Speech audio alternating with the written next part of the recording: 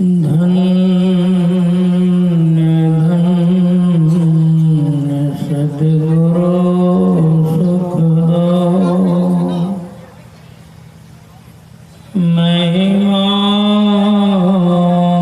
कही न जाए। जो कुछ को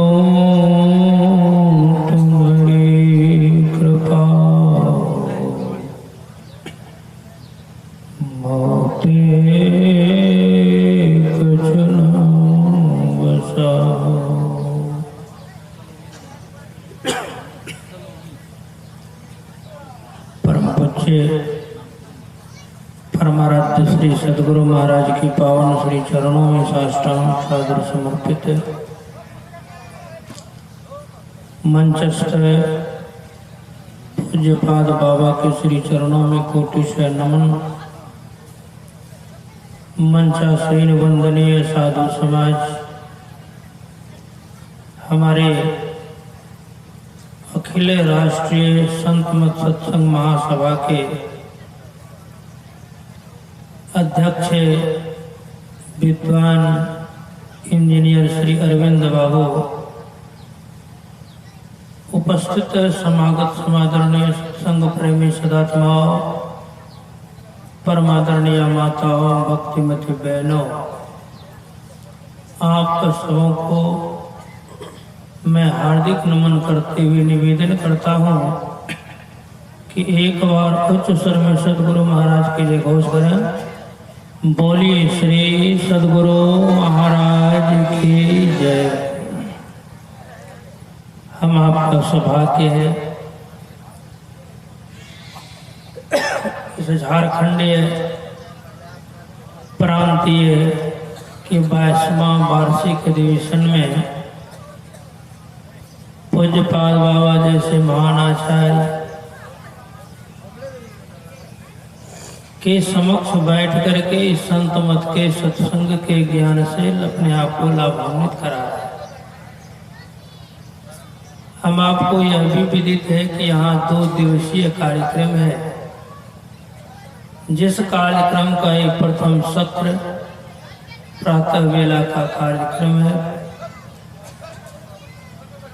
जिसमें हम लोग इस मानव जीवन की जो सबसे पहली उपलब्धि वो है ईश्वर की प्राप्ति।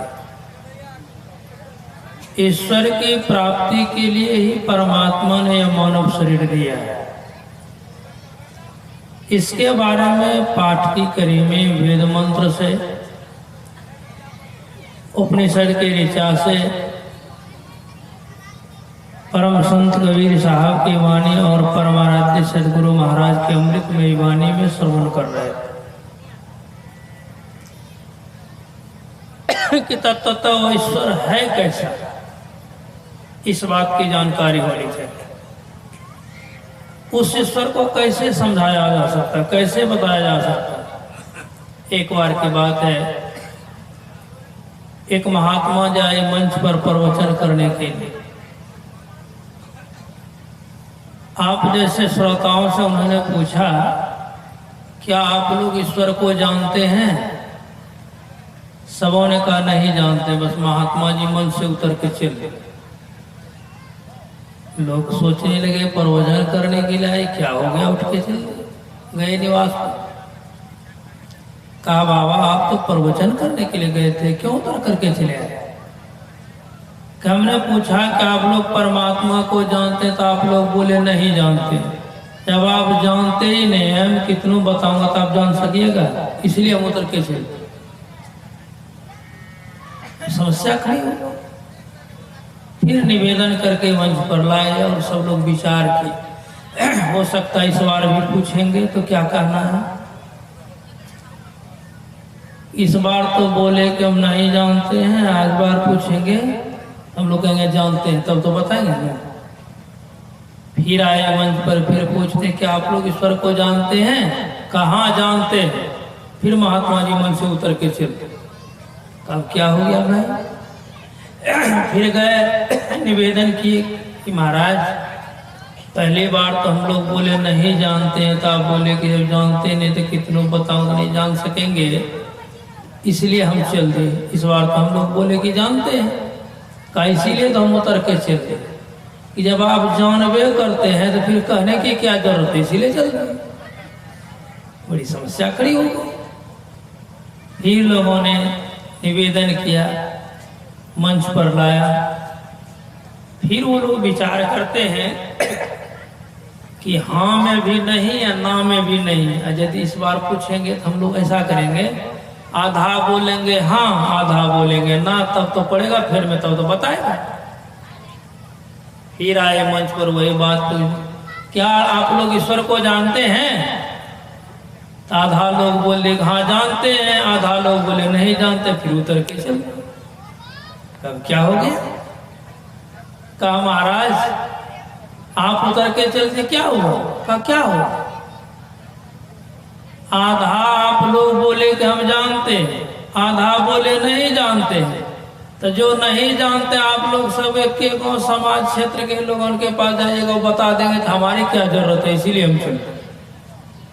कहने का मतलब ईश्वर को किसी भी तरह से बताया नहीं जा सकता। ईश्वर वाणी के परे का चीज है, वाणी से वर्णन नहीं किया जा सकते। पर महाराज श्री सद्गुरु महाराज ने कहने के बाकी प्रभु वर्णन में आवे नहीं।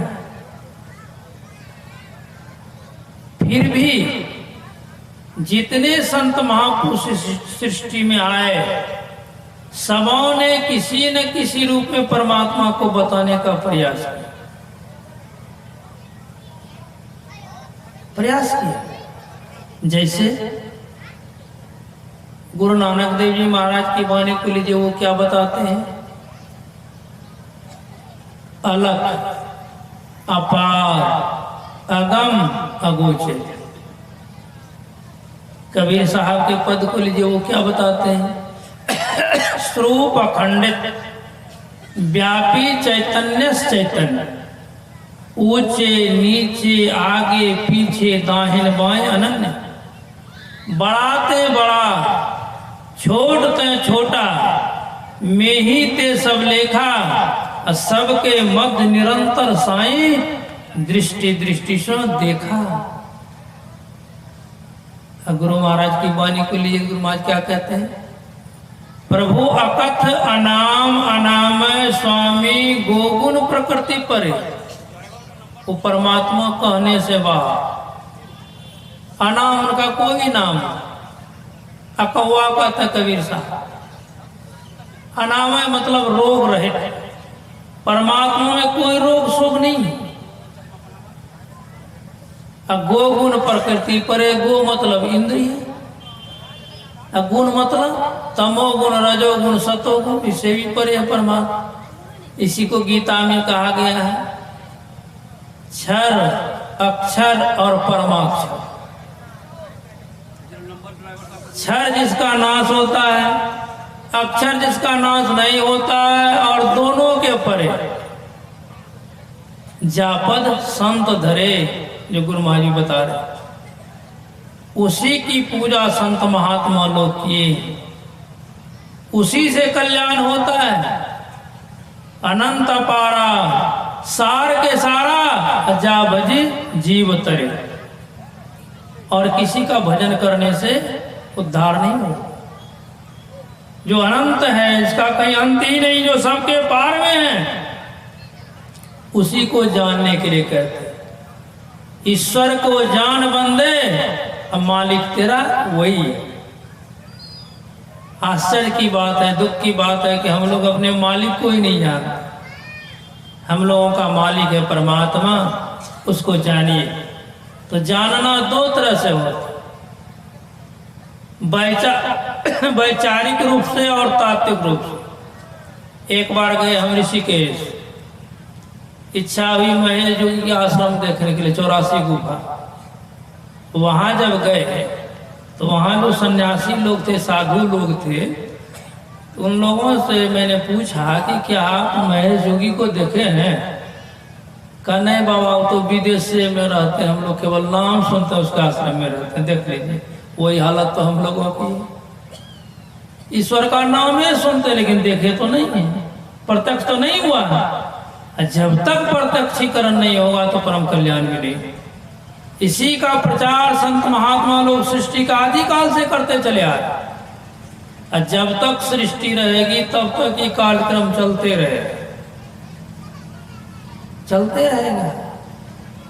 जिस दिन आप जान जाएंगे उस दिन आपका काम समाप्त। इसी बात को परमाराध्य श्री सदगुरु महाराज के श्री वचन में सुन रहे थे कि जीवो परम पिता निज चिन्हो कहते संतन हितकारी। सभी संत महात्मा लोग हित चाहने वाले कहते परम पिता की पहचान करो, उनके तत्व को जानो। जानने मात्र से द्वैत पार तन मन बुद्धि पारा ज्ञान होए सारी। में ही सोपितु चिन्ह में आवे दुख टरे भारी। भारी दुख आवागमन का चक्र समाप्त हो जाएगा, दुख समाप्त हो जाएगा, परम कल्याण हो जाएगा। बातें बहुत है, इसलिए मैं चाहता हूँ हम लोगों के बीच में परम पूज्यपाद बाबा जो अखिल राष्ट्रीय संत मत सत्संग महासभा के महान आचार्य हैं, पुरोधा है, बड़े विलक्षण प्रतिभा के धनी है। और सबसे बड़ी बात है इनको कई एक महापुरुषों की विशेष कृपा प्राप्त। जैसे परमाराध्य श्री सदगुरु महाराज की झांकी देख रहे हैं, इनकी तो कृपा है। इनके मस्तिष्क स्वरूप पूज्यपाद संसेवी जी महाराज, इनकी भी कृपा है। उन्होंने अपने हाथ से इनको अग्निदान देने का भी अधिकार लिख के दिया था, सोच सकते हैं। और परम पूज्यपाद संत श्री साहिब स्वामी जी महाराज की बड़ी कृपा, कम कृपा नहीं। इनके गला में उन्होंने जो गुरु महाराज ने माला दी थी वो खोल करके दे दिए। कहाँ तो पर्वता आश्रम, मेरा आश्रम भी पर्वता पड़ता है। आश्चर्य की बात यह भी है कि उनके साथ ही बराबर रहा करते थे, मनिहारपुर भी जाते थे। इनके आश्रम पर, इनका आश्रम जानते हैं सहरसा बैजनाथपुर, जहाँ अखिल राष्ट्रीय संत मत सत्संग महासभा का कार्यालय भी, वहां भी जाते थे लेकिन कहीं माला नहीं दी। हमारे आश्रम पर्वता में ही गला से माला खोल करके सबके सामने दे दिए, लीजिए इस माला को। इसी माला के लिए न झंझट होता है, आप संत मत का झंडा फहराइए। और एक क्षेत्रीय महात्मा सहरसा के थे, शायद आप लोग तो नाम नहीं है सुने होंगे, सदगुरु रामानंद स्वामी, जो गृहस्थ थे, इंजीनियर थे। हमारे सम्माननीय अध्यक्ष महोदय अरविंद बाबू हैं इन्हीं के जैसा, और बड़े कीर्ति वाले लोग। ये मंच पर से प्रवचन करते करते शरीर का परित्याग किया, ये पहली झलक है। और उन्होंने कहा जिस दिन जाने की इच्छा हो गई कि महायात्रा में कुछ न कुछ सामान ले लेना चाहिए। जैसे हमारे अध्यक्ष महोदय आए किशनगंज से, थे गाड़ी में ले लिए ठकुआ तो कौन सी। कल केचुआ चौक में हम लोग रोक के यहाँ के व्यवस्थापन का थोड़ी विलम्ब है, कहा बाबा कुछ भैया जाए, हमको तो एकदम 2 घंटा पर भूख लगती है और तो दमो साध लेते हमसे होवे न करता है। तो वही रामानंद स्वामी कहते हैं कि यात्रा में कुछ न कुछ ले लेना चाहिए। स्नान करके नया वस्त्र पहन करके कुछ खा करके बस शरीर का परित्याग कर दिए। वैसे महापुरुषों का सानी द्वारा आशीर्वाद मिला हुआ है, बहुत कहना कम समझना। इसलिए ऐसे महान पुरोधा हम लोगों के बीच में है। बाहर से तो दिखता नहीं है, दिखता अंदर से। अंदर की गहराई में जब जाएंगे ना तो रत्नाकर में जब लोग डुबकी लगाते हैं तब बेशकीमती चीज प्राप्त होता है, और ऊपरे ऊपर बैठे रहेंगे तो क्या मिलेगा। इसलिए ऐसे महान पुरोधा मंच पर विराजमान है। 2 दिन आपको ये परम लाभ मिलेगा, दर्शन, स्पर्शन और अमृतवाणी का। और बहुत महात्मा लोग भी बच गए, वो बारी बारी से सब समय में ऐसे आप उनके विचारों को भी सुनेंगे। आइए हम लोग इनके विचारों से अवगत होते हैं। अमृतवाणी पीयूषवाणी का पान करते हैं। आप लोग यथासाथ जगह लेकर के बैठ करके सुनिए तो बड़ा लाभ होगा। पंडाल में हलचल नहीं होना चाहिए, मन विचलित हो जाता है। बोलिए श्री सद्गुरु महाराज की जय। एक छोटा सा कार्यक्रम